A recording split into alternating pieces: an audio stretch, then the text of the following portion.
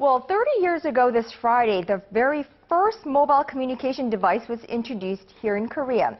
From car phones and pagers to cell phones and then smartphones, the rapid pace of development over the years has just been remarkable. Our Son Jung-in gives us a rundown of Korea's mobile devices since 1984. Mobile phones have come a long way over the last 30 years in Korea, and it all started with the car phone. Despite it costing a whopping $3,700 in 1984, which back then was almost as expensive as the car itself, car phones created a buzz among the wealthy, and the number of subscribers had surpassed 2,000 just 1 month after being released. The phone was very big, and many people were curious and asked if they could touch it or use it. Then in 1986, the beeper, or as it's known in Korea, the 삐삐, came around. It was the nation's very first portable mobile device. It soon caught on, and carrying a pager on your belt became a fashion trend. Then in 1988, Seoul hosted the Summer Olympic Games, the same year that mobile phone services were first introduced. The phones, which were as big as bricks, launched the era of Korea's mobile communication industry. 8 years later, the world's first CDMA-based digital cellular service began in 1996, which was a stepping stone for the wireless technology to expand its territory. The number of cell phone users surged to over 10 million in just 3 years. Korea easily adapted to the mobile devices, which changed people's daily activities and the productivity at companies. Korea was once considered a wasteland for mobile communications, lagging 40 years behind the United States. But today, the nation is widely acknowledged as a world leader in the IT industry. Son Jung-in, Arirang News.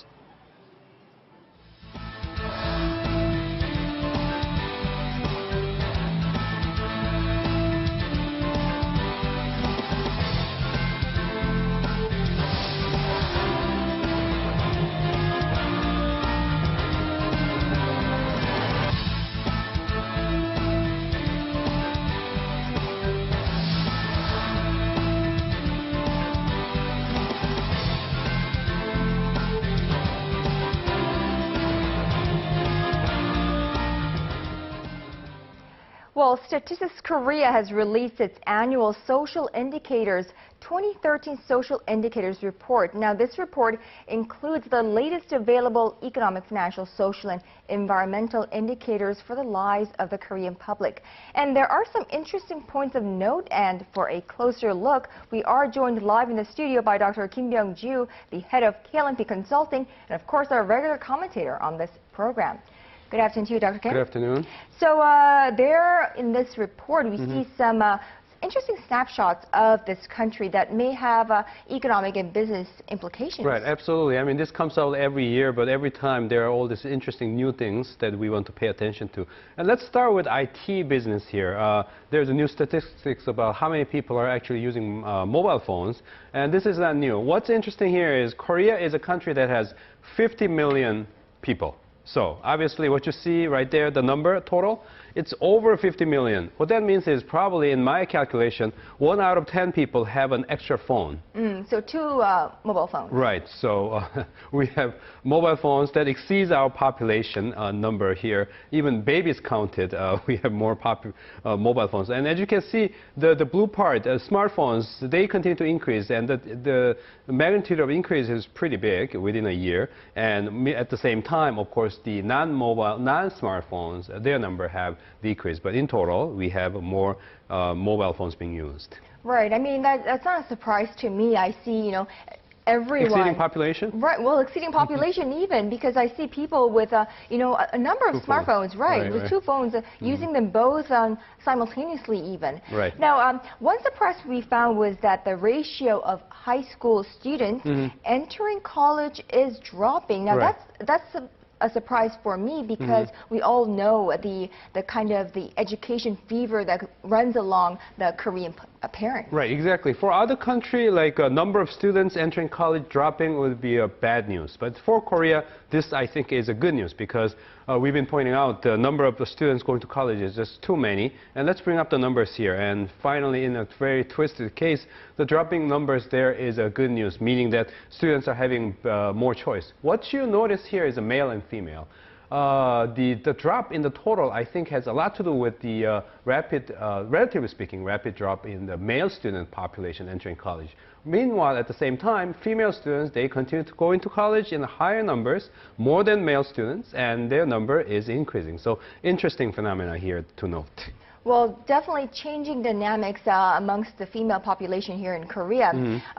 Now, another one is reflected in the statistics on public health for women in Korea. Right, not only education, but also public health. Let's bring up very interesting numbers. I wanted to have this one showing more dramatic effect here, but they look about the same, but pay close attention to this. Smokers, for instance.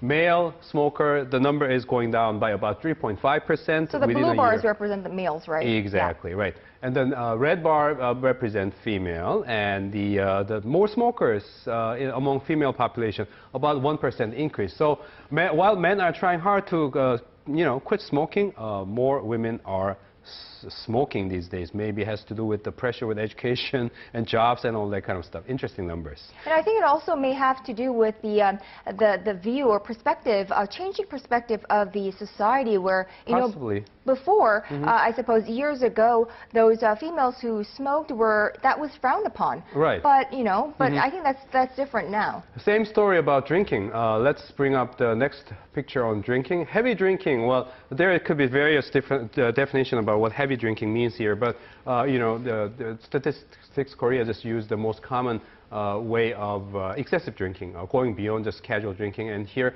once again, fewer male are, well, of course, with that 25% is still very high, of course, among male population. But the trend is we have declining trend, but among females, we have increasing trend. So, as you pointed out, this is overall very interesting changing dynamics for female population here. Well, not necessarily very healthy trend, but, it is the trend these days. Right.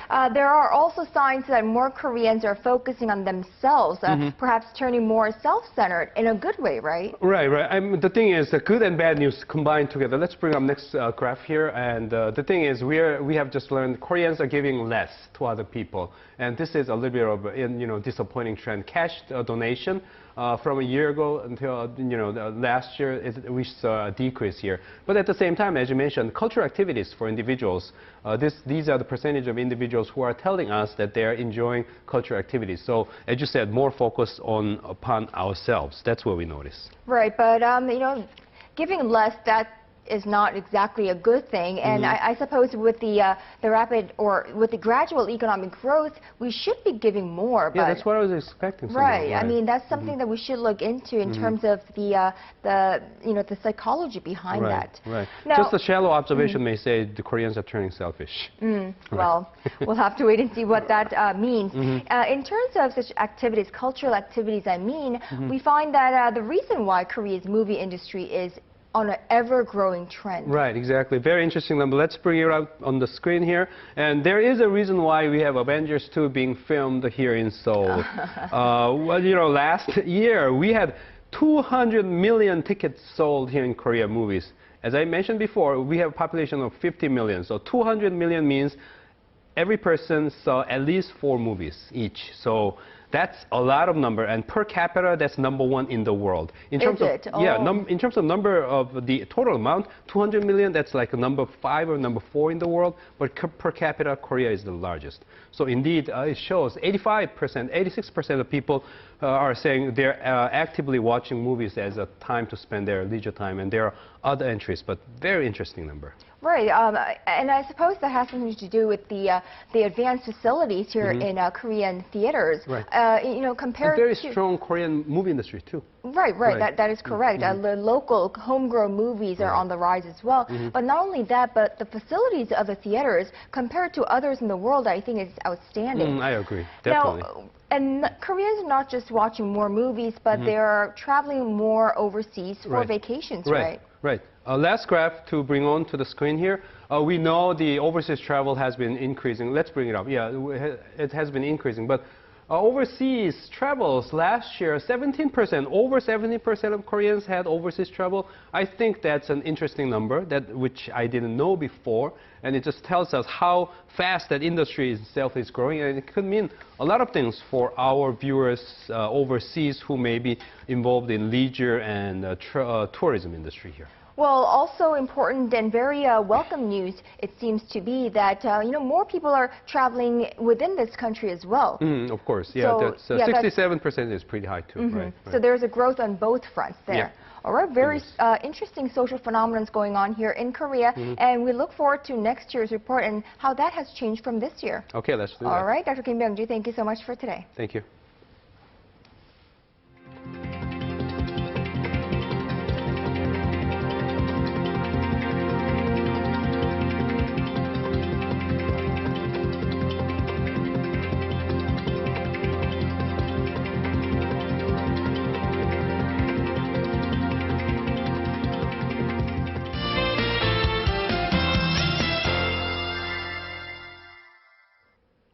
Good afternoon. It's looking beautiful outside today here in the capital, and because of this year's unseasonably warm temperature, the cherry blossoms are likely to bloom 1 to 4 days earlier than last year. Now, the first bloom is expected on April 17th in Chungcheongdo province, which is just over next week.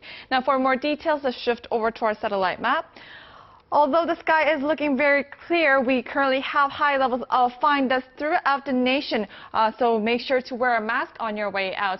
Now going over to our temperature readings, Seoul tops out at 23 degrees in the afternoon. Meanwhile, the southern cities such as Gwangju and Busan will peak up to 24 and 20 degrees. Now moving over to other regions, Jeju Island can expect it up to 21 degrees. Dokdo peaks at 18, while Mankeumgang tops out at 14. Well, that's all for now. I'm Michelle Park, and back to you, Kanyang. Well, thank you, Michelle, for that, and that is all from me at this hour. Thank you for watching, and do join me again at 6 p.m. Korea time on Early Edition at 6.